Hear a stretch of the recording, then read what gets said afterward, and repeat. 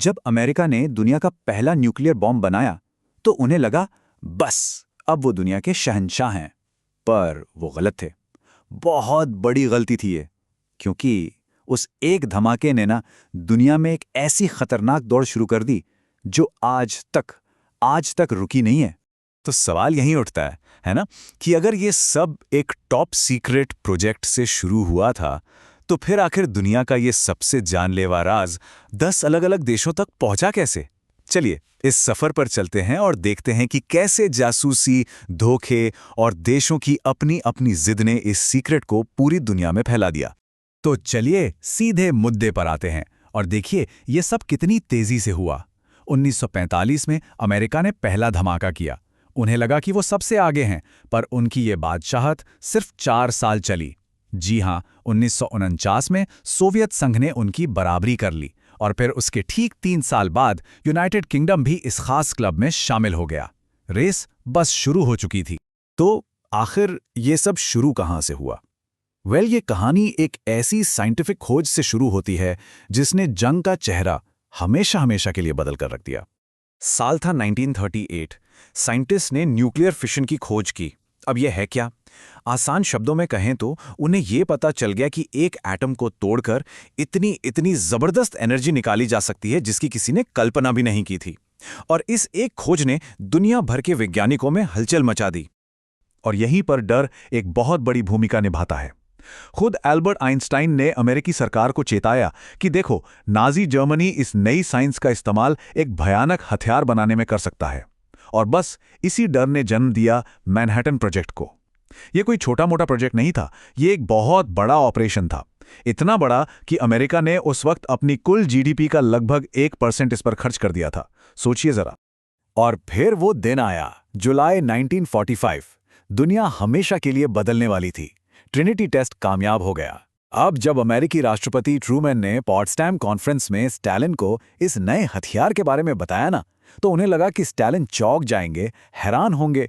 लेकिन स्टालिन ने बस शांति से सर हिला दिया। क्यों?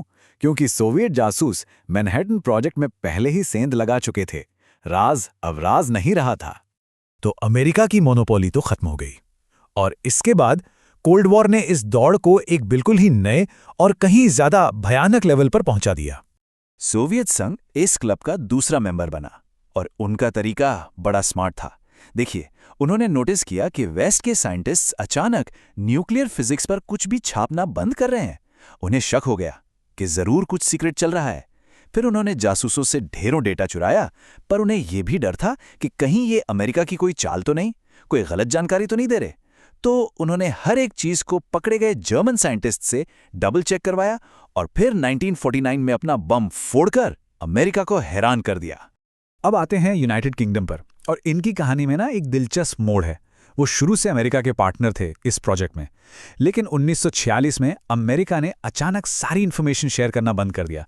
मतलब वो सीक्रेट सिर्फ अपने पास रखना चाहते थे। ब्रिटेन को जाहिर है एक बड़ा झटका लगा और उन्हें यह एहसास हुआ कि अगर दुनिया में अपनी ताकत बनाए रखनी है तो ये काम अब उन्हें अकेले ही करना पड़ेगा। और 1952 में उन्होंने कर दिखाया। और ठीक जब लग रहा था कि चीजें और खतरनाक नहीं हो सकती, वो हो गईं। अब तक जो बम थे वो थे फिशन बम, जो एटम को तोड़ते थे। पर अब साइंटिस्ट बना रहे थे हाइड्रोजन बम, जो एटम को आपस में जोड़ते थे। और ये हिरोशिमा पर गिरे बम से 1000 गुना ज्यादा ताकतवर थे। 1000 गुना। मतलब इंसान के पास खुद को तबाह करने की ताकत अचानक कई गुना बढ़ गई थी। अब ये कहानी सिर्फ 2 सुपर पावर्स की नहीं रही थी। दुनिया के और भी देश अपनी सुरक्षा के लिए, अपनी इज्जत के लिए इस खास क्लब का हिस्सा बनना चाहते थे। और हर किसी की अपनी वजह थी। फ्रांस, उन्हें स्वेज संकट के दौरान काफी बेइज्जती महसूस हुई और उन्होंने तय किया कि अब उन्हें अपनी रक्षा खुद करनी होगी। वहीं चीन को अमेरिका से खतरा महसूस हो रहा था, और जब सोवियत संघ से भी उनके रिश्ते बिगड़ गए तो उन्होंने अकेले ही अपना रास्ता बनाने का फैसला किया। इस लिस्ट का छठा मेंबर शायद सबसे ज्यादा रहस्यमयी है, इजराइल।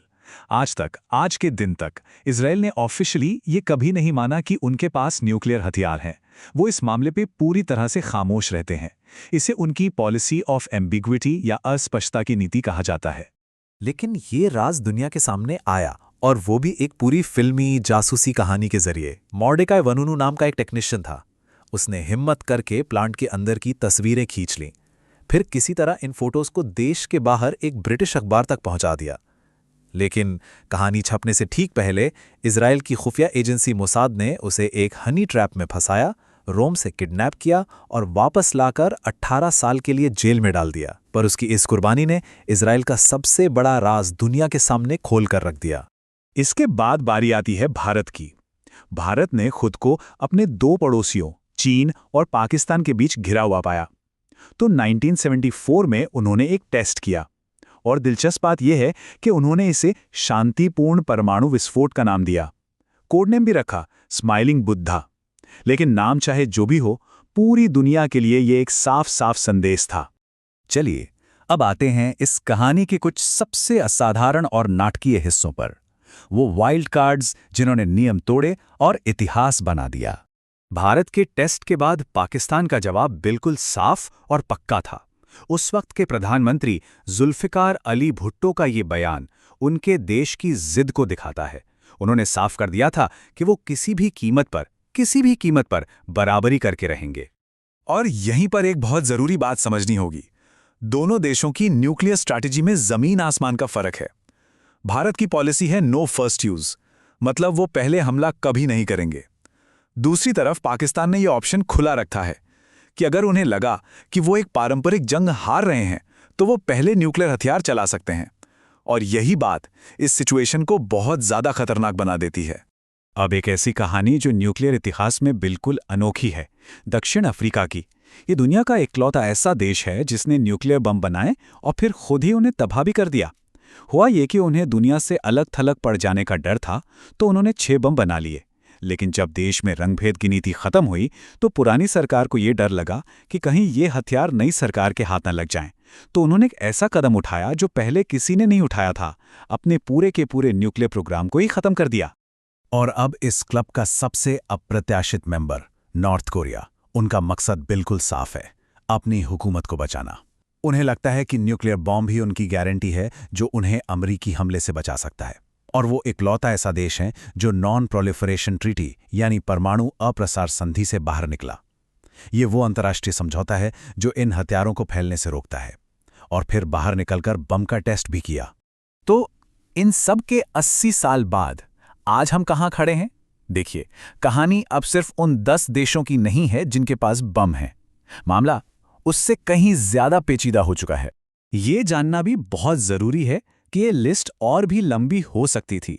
कई देश थे जिन्होंने कोशिश की पर नाकाम रहे, जैसे इराक और सीरिया, जिनके प्रोग्राम्स पर इजराइल ने हवाई हमले करके उन्हें तबाह कर दिया।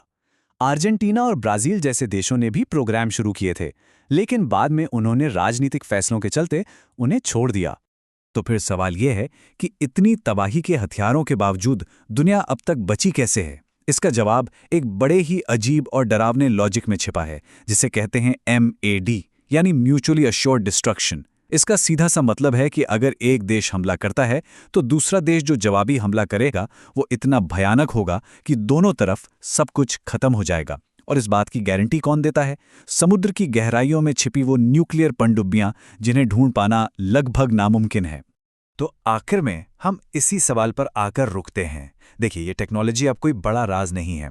साइंस 80 साल से ज्यादा पुरानी है और इसके ब्लूप्रिंट्स वो भी दुनिया में मौजूद हैं। तो फिर अगला देश कौन होगा? कौन सी चीज है जो किसी नए देश को इस क्लब में शामिल होने से रोक रही है? शायद इसका जवाब अब साइंस में नहीं बल्कि दुनिया की राजनीति में छुपा है।